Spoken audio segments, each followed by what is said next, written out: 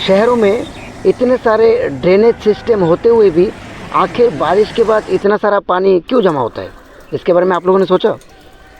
इसका 3-4 कारण हो सकता है। इनमें से कूड़े के कारण ड्रेनेज ब्लॉक हो जाना एक इम्पोर्टेंट कारण हो सकता है मेरे हिसाब से।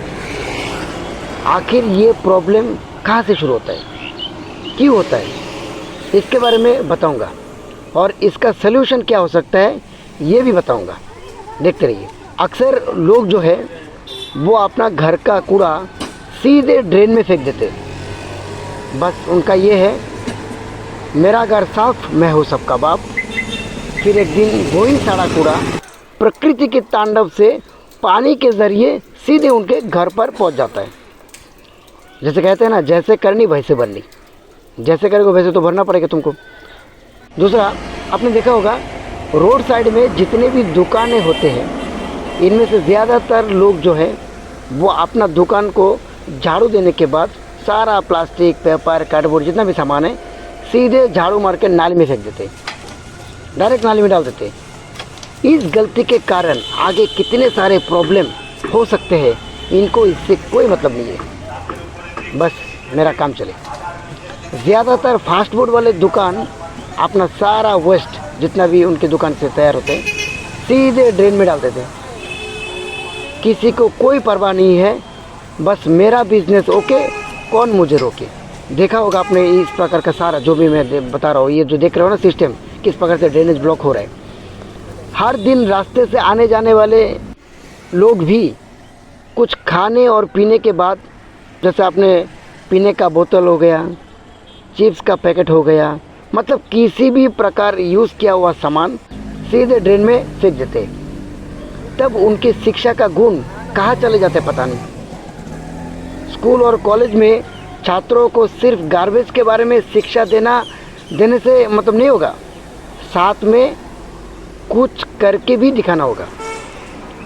चारों तरफ सिर्फ फॉर्मेलिटी और फॉर्मेलिटी चल रहा है। बस ऐसे सिखाया, बस हो गया, लेकिन बस फॉर्मेलिटी पूरा हो गया। ऐसे लोग सीखेंगे नहीं सीखेंगे। दूसरा, रास्ते में झाड़ू लगाने वाले जितने भी परिवेश सुरक्षा कर्मियाँ अपने काम पर लगे हैं ना, उनमें से भी बहुत लोग अपना काम को कम करने के चक्कर में झाड़ू लगाने के बाद सारा कूड़ा सीधे ड्रेन में फेंक देते। एक्चुअली गलती उनका नहीं है, किसी ने उनको कोई बेसिक ट्रेनिंग नहीं दिया कि कैसे क्या करना है, कैसे नहीं करना है। वो भी बस अपना काम चल रहे, जितना झाड़ू मार रहे, कुछ उठा रहा है गाड़ी में और कुछ ड्रेन में फेंक दे रहे। बस अपना काम जितना जल्दी ख़त्म करो। आजकल कहाँ है हमारे सॉलिड वेस्ट मैनेजमेंट स्पेशलिस्ट, कहाँ है हमारे लिक्विड वेस्ट मैनेजमेंट स्पेशलिस्ट?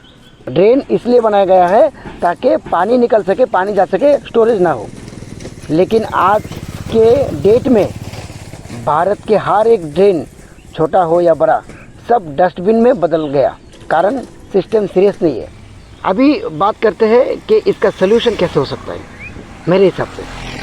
देखिए, जितने भी रेसिडेंशियल और कॉमर्शियल एरिया है, जैसे सोसाइटी लोग हैं, कोई भी कैंपस हो गया, सबके घर पर 2 डस्टबिन होनी चाहिए, वो भी कंपलसरी 2 डस्टबिन, रेड और ग्रीन।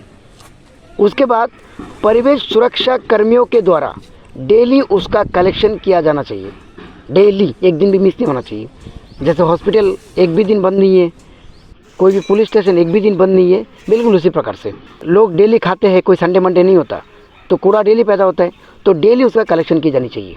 साथ में अलग अलग एरिया को मॉनिटरिंग करने के लिए ट्रेनिंग किया हुआ एक इंचार्ज की ज़रूरत है, जो अपने पूरे एरिया को मेंटेन करेंगे कि एक भी कूड़ा ड्रेनेज में नहीं गिरना चाहिए, रास्ते में नहीं गिरना चाहिए, सारा डस्टबिन में पड़ना चाहिए और वो डस्टबिन कलेक्शन करके सेग्रीगेशन सेंटर में आना चाहिए, उसको मॉनिटरिंग करेगा। रास्ते में झाड़ू लगाने वाले परिवेश सुरक्षा कर्मियों को, मैं परिवेश सुरक्षा कर्मी क्यों बोलता हूँ, मैं उनको कोई वर्कर नहीं बोल रहा हूँ, क्योंकि वो परिवेश सुरक्षा कर्मी है मेरी नज़र में। परिवेश सुरक्षा कर्मियों को बेसिक ट्रेनिंग देना चाहिए। गलती उनका नहीं होता है, गलती सिस्टम का है कि उनको सही प्रकार से ट्रेनिंग नहीं करवाया। हर एक वार्ड और एरिया और यानी कैंपस में सेग्रीगेशन सेंटर होना चाहिए, जहाँ पर अलग अलग कूड़े को अलग अलग तरीके से मैनेजमेंट किया जा सके।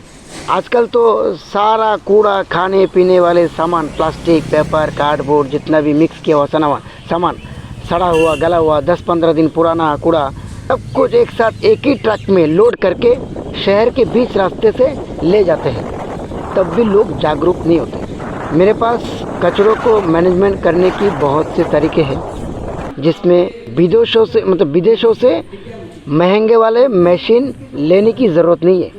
बस अपना ही पुराना वाला जो तरीका है हमारे देश के, वही तरीका अपना कर सारे कूड़े को मैनेजमेंट किया जा सकता है, वो भी कम पैसों में। हम चाहते हैं स्वच्छ भारत अभियान सफल रहे, हमारा भारत साफ़ सुथरा रहे।